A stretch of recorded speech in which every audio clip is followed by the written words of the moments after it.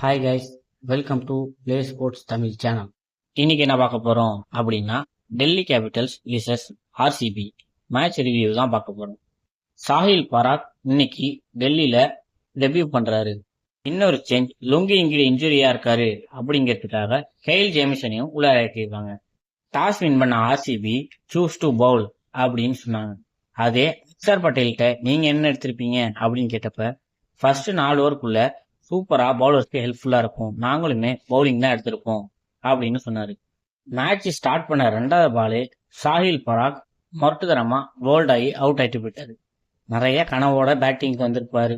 2வது பாலே அவுட் ஆயிட்டு போயிட்டாரு பாவம். அடுத்த ஓவர் ஃபர்ஸ்ட் பாலே மொரட்டு பவுன்சர் போட்டார் ஹேசில்வுட். அதை ஆட முடியாம கீப்பர் கேட்ச் கொடுத்து அவுட் ஆயிட்டு போயிட்டாரு. 150 அடிச்சவனை ஒரே பால்ல முடிச்சுட்டு போயிட்டாங்க. புவனேஸ்வர் குமார் தான் ஒரு சைடு சூப்பராக ஸ்டார்ட் பண்ணார்னா, இன்னொரு ரெண்டில் ஹேசில்வுட்டும் சூப்பராக ஸ்டார்ட் பண்ணியிருக்காரு. அடுத்த பாலே சமீர் ரிஸ்வி வந்து அதே மாதிரி கீப்பர் கேட்ச் கொடுத்து அவுட் ஆகிட்டு அவரும் போயிட்டே இருந்தார். அடுத்து வந்த ஸ்டப்ஸு உடனே போர் அடித்தார். ஆஹா, இப்போதான் அவன் பிரைட்டாக ஆரம்பிக்கிறான் அப்படின்னு பார்த்தா அவருமே 3வது பால் கேட்ச் கொடுத்து அவுட் ஆகிட்டு போயிட்டாரு.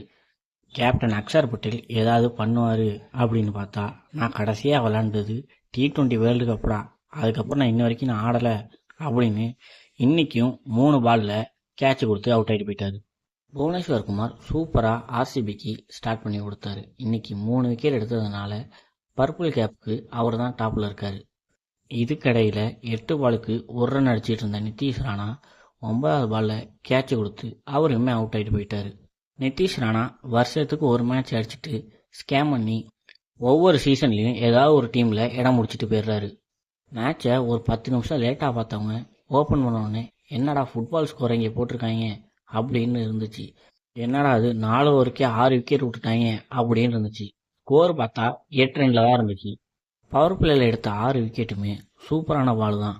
ஒரு பால் கூட வேஸ்ட்டு அப்படின்னு சொல்ல முடியாது. கடைசியாக பவர் பிளேயில் 6 ஓவருக்கு 13 ரன்னுக்கு 6 விக்கெட் இருந்துச்சு. ஐயோ, என்னடா அது 49க்கு வந்த சோதனை அப்படின்னு பார்த்தா, டேவிட் மில்லரும் போரதும் கொஞ்சம் நின்று ஆடினாங்க. அவங்க 2 பேர் நின்று ஆடினப்போ 49 ரெக்கார்டு யாராலையும் முறியடிக்க முடியாதா அப்படின்னு இருந்துச்சு.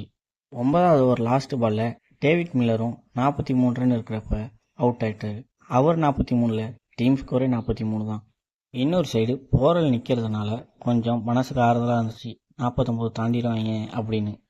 அடுத்து வந்த கெயில் ஜேமிசன், குல்தீப் யாதவ் அவங்க 2 பேருமே உடனே வந்து அவுட் ஆயிட்டாங்க. இன்னைக்கு சம்மந்தமே இல்லாமல் சுயா சர்மாலாம் ஒரு ஓவர் மெய்டன் போட்டு போனான். அவனுக்கு ஒரு காலம். கடைசியாக 75 ரன் இருக்கிறப்ப போரல் வந்து மொரட்டுத்தனமாக போல்ட் ஆயிருப்பாரு. அது உண்மையாகவே செமையான யாருக்காரு ஹேசில்வுட். இன்னைக்கு புவனேஸ்வர் குமார் செம்மையாக ஸ்டார்ட் பண்ணி கொடுத்தாரு. அவரால் தான் இன்னைக்கு இவ்வளோதுக்கு 75க்கே முடிச்சு விட்டாங்க. இன்னொரு சைடு ஹேசில்வுட்டுமே மொட்டத்தனமாக போட்டு விட்டாரு. இன்னைக்கு ஆர்சிபியில் மற்ற பவுலர்ஸுமே அவங்களுக்கு நல்ல சப்போர்ட் பண்ணி கொடுத்தாங்க. இன்னைக்கு முக்கியமாக அதிகமாக கேட்சு தான் போயிருந்துச்சு. நேத்தி மாதிரி அதிக கேட்சு ட்ராப் இல்லாமல் எல்லா கேட்சுமே பிடிச்சாங்க. 76 ரன் டார்கெட்னு வந்த ஆர்சிபி பவர் பிளேக்குள்ளேயே முடிச்சிடணும் அப்படின்னு ஸ்டார்டிங்லேருந்து அடிக்க ஆரம்பிச்சிட்டாங்க. ஜேக்கப் பேத்தல் 2 6 தொடர்ந்து அடிச்சிருந்தாரு. அதில் ஒரு ஷாட்டு கெயில் ஜேமிசனை இருக்கிற ஹைட்டுக்கு இறங்கி வந்து 6 அடித்தார். அது 104 மீட்டர் போணுச்சு. இன்னொரு சைடு வழக்கம் போல் நீங்கள் என்ன தான் அடித்தாலும் அடிங்க, நான் பாலுக்கு பால் தான் ஆடுவேன் அப்படின்னு இன்னொரு சைடு விராட் கோலி ஆடிக்கிட்டு இருந்தார். அவன் சிங்கிள் தான் அடிப்பான் அப்படின்னு நம்ம சுற்றுவோம் அப்படின்னு பெத்தலை வந்து சுற்றுறன்னு கேட்சை கொடுத்து அவுட் ஆகிட்டு போயிட்டார். ஷார்ட் பாலை ஸ்ட்ரெயிட்டாக அடிக்கிறேன் அப்படின்னு அடிக்க போய் கேட்சு கொடுத்துட்டாரு. அந்த கேட்சு ரொம்பவே கஷ்டமான கேட்சு. அதை நட்ராஜன் ஓடி போய் கேட்சு கொடுத்து 6 லைனுக்கு போகாமல் அப்படியே ஸ்டாப் பண்ணிட்டாரு. அதுக்கு வேற சம்மந்தம் இல்லாமல் 2 நிமிஷம் அம்பையர் பார்த்தாரு. தேவ்தத் படிக்கல் இந்த சீசனில் மொரட்டு ஃபார்மில் இருக்காரு. போகிற வர எல்லா பாலையும் தூக்கி 6 4ன்னு மட்டும்தான் அடிச்சிட்டு இருக்காரு. இன்னைக்கு மட்டும் 3 6 3 4. அவர் அடித்த டோட்டல் ஸ்கோரே 34. 6 4லேயே 30 ரன் அடிச்சிட்டாரு. இன்னைக்கு விராட் கோலி எதுக்காக இவ்வளோ ஸ்லோவாக ஆடினாரு அப்படின்னு பார்த்தா, ஐபிஎல்ல 9000 ரன் அடிச்சிருக்காரு. இதுக்காக தான் அண்ணா ஸ்லோவாக ஆடியிருக்காரு. என்னதான் விராட் கோலி ஸ்லோவாக ஆடினாலும் ஐபிஎல்ல 9000 ரன்னுங்கிறதுலாம் ரொம்ப பெரிய விஷயம். 7வது ஒரு நட்ராஜன் போட வந்தார். அதில் ஃபர்ஸ்ட் பால் மட்டும் டாட் பண்ணி அடுத்த 2 பால் 6 அடித்து விராட் கோலி ஃபினிஷ் பண்ணிட்டாரு. பாவம் அதுக்கு எங்கள் நட்ராஜனை தான் கிடச்சாரா? என்ன தான் ஆர்சிபி கிட்ட பவர்ஃபுல்லான பேட்டிங் லைனப் இருந்தாலும் நாங்கள் பவுலிங்லேயும் பவர்ஃபுல்லாக இருக்கோம் அப்படின்னு சூப்பராக காட்டியிருக்காங்க. இன்னைக்கு ஒரே ஒரு வருத்தம் தான் ஆர்சிபி ஃபேன்ஸுக்கு. என்னன்னா அந்த 49 ரெக்கார்டை இன்னும் பிரேக் பண்ண முடியலை. அது இந்த ஜென்மத்தில் ஆர்சிபியால் முடியாது போல. இன்னைக்கு சூப்பராக பவுலிங் போட்டு 4 விக்கெட் எடுத்த ஹேசில்வுட்டுக்கு தான் man of the match.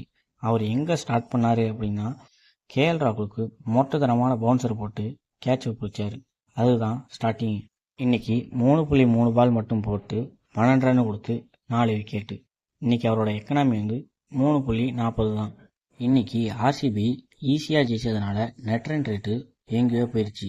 Net run rate 1.19ல் இருக்கு. இன்னைக்கு ஆர்சிபி ஜெயிச்சதுனால 8 மேட்ச்சில் 6 மேட்ச் வின் பண்ணி 2 மேட்ச் மட்டும்தான் தோற்றுருக்காங்க. 12 பாயிண்டில் செகண்ட் பிளேஸில் இருக்காங்க. இந்த வாட்டி கண்டிப்பாக பிளே ஆஃப் உள்ளே போயிடுவாங்க. இன்னைக்கு டெல்லி கேபிட்டல்ஸ் ரொம்ப மோசமாக தோற்றனால அவங்களோட நெட் ரன் ரேட் -1க்கு போயிடுச்சு. மொத்தமாக 8 மேட்ச் ஆடி 3 மேட்ச் மட்டும் தான் வின் பண்ணியிருக்காங்க. 5 மேட்ச் தோற்று 6 பாயிண்டில் 7வது பொசிஷனில் இருக்காங்க. இன்னைக்கு பாயிண்ட்ஸ் டேபிளில் எந்த மாற்றமும் இல்லை. அதே பிளேஸில் தான் எல்லோரும் இருக்காங்க. சென்னை 6வது பிளேஸ்லையும் மும்பை 9வது பிளேஸ்லையும் இருக்காங்க. இந்த வீடியோவை ஐபிஎல் பார்க்குறவங்க ஃப்ரெண்ட்ஸுக்கு ஷேர் பண்ணுங்கள். ஸ்போர்ட்ஸில் என்ன டவுட்னாலும் உடனே கமெண்ட் செக்ஷனில் கேளுங்க. ஸ்போர்ட்ஸ் அண்ட் கேம்ஸ் பற்றின அப்டேட் தெரிஞ்சுக்க ப்ளே ஸ்போர்ட்ஸ் தமிழ் சேனலை சப்ஸ்கிரைப் பண்ணுங்கள்.